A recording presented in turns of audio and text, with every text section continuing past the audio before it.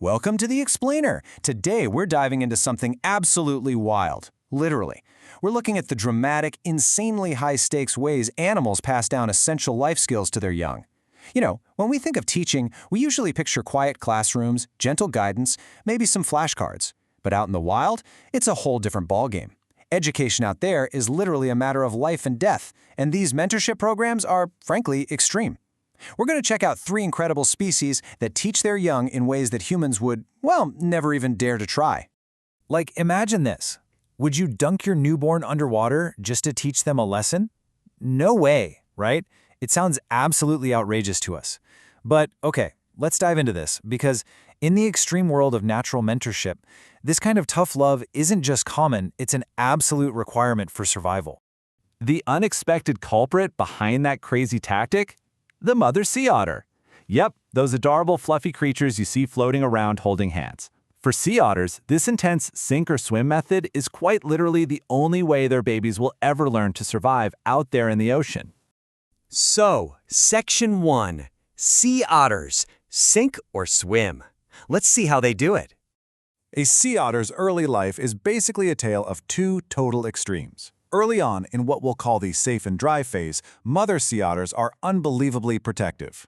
They keep their babies perfectly dry and safe by balancing them right on their own bellies while they float. It's cozy, it's secure, kind of like how we cradle our own newborns. But when it's time to learn how to swim, everything completely flips. The cozy protection is just gone, and the baby is suddenly thrust into the harsh reality of their brand new aquatic classroom. And this lesson is, frankly, jarring.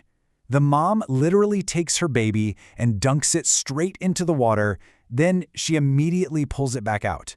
Dunk, pull, over and over again. It's this chaotic, rapid-fire repetition. She will relentlessly repeat this cycle until the baby finally figures out how to coordinate its little movements and swim entirely on its own. But hey, even amidst all that tough love, instinctual safety is still a huge priority. And this brilliantly illustrates nature's ultimate child safety device, the kelp seatbelt. Even when the baby finally learns to paddle around, mom still has to go hunt. So whenever she dives down for food, she actually wraps her little one in seaweed to make sure they don't drift away in the current. It perfectly balances those physical trials with protective care. So yeah, even the toughest mentors still relentlessly watch out for their trainees. All right, moving on to Section 2. Cheetahs, trial by error. 6 months. That is the exact, crucial age when a cheetah mother completely switches gears. She goes from simply protecting her little cubs to actively running a full-blown hunting school. She starts catching live prey, but, and here's the kicker, instead of killing it for her cubs to eat, she brings it back and releases it right in front of them so they can practice catching it themselves. Now, what's really interesting about this slide is the sheer volume of failure involved. We're talking hundreds of times. The mother cheetah requires just a staggering amount of patience. She'll sit there, watch her clumsy cubs bumble around, and let the live prey completely escape. Not once, not twice, but hundreds of times. I mean, imagine the sheer restraint that takes, watching your student completely fumble a task when you could so easily just step in and do it for them. But that's the golden rule of cheetah school.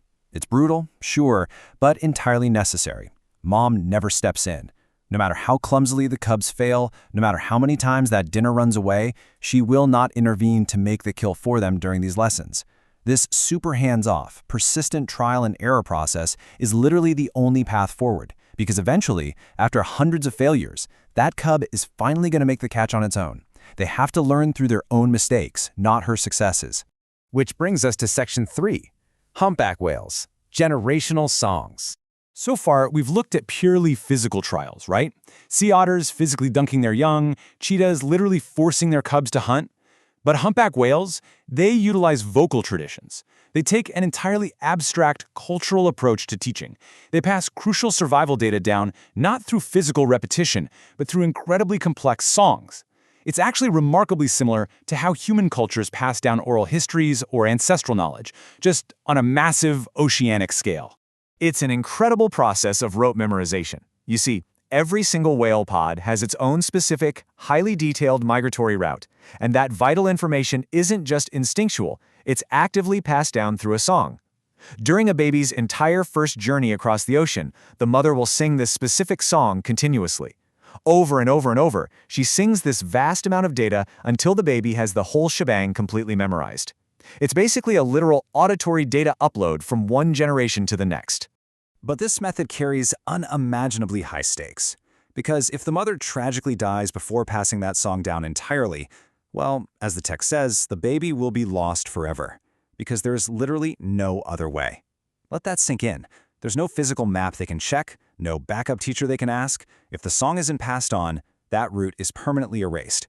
It really highlights the tragic life-or-death stakes of this kind of vocal mentorship. All right, Section 4, Nature's Masterclass in Mentorship.